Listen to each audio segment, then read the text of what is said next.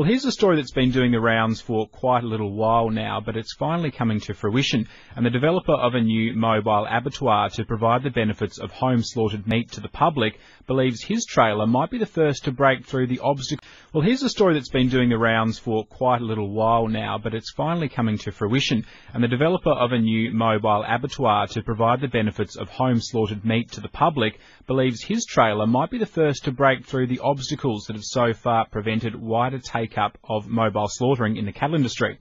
Now, since turning to crowdfunding to finance the commercialisation of the company, nearly $70,000 has been raised by the Victorian-based Provenir to begin operations.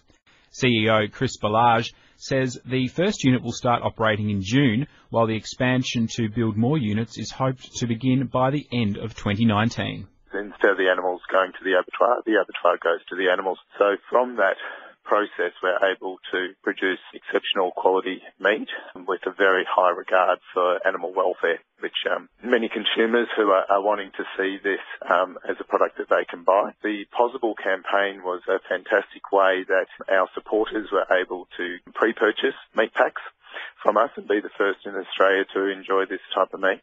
What sort of evidence is there that on-farm slaughter is any better for animal welfare outcomes? Well, there's been a lot of documentation and study around live transport of animals and the stresses that creates, which is reflected in the meat quality as well. So the way that it generally works is that animals have glycogen reserves, which are consumed through any stressful process, and live transport or on the back of the trucks going to a processing facility is one of those stressors.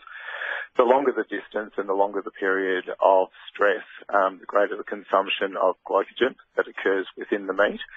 And then it actually creates a meat quality issue at the point of processing because there isn't the reserves of glycogen to turn to lactic acid and get the rapid pH drop, which is required for meat tenderness and taste. So anyone who's had the pleasure of consuming on-farm meat will know that, the meat at a farmer's table is pretty much the best you can get. And what we're looking to do is make that commercially available.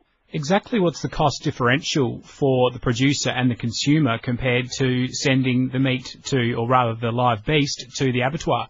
Oh, that's a really complex question there, Tom. So it depends on which perspective you're looking at it, from the farmers or the processors or the consumers. So if I take the response from the consumer's perspective, meat price point is around 10 to 15% more expensive from there. We do have higher operating costs of having our staff out at the farm from there.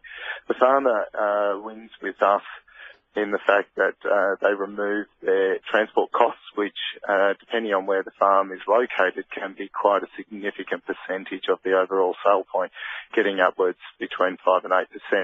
We pay a price premium to our farmers because we want to respect the work that they do, and we partner with regenerative, holistic management farmers that are producing an incredible product. So what kind of rates of slaughter can you get through your mobile abattoir?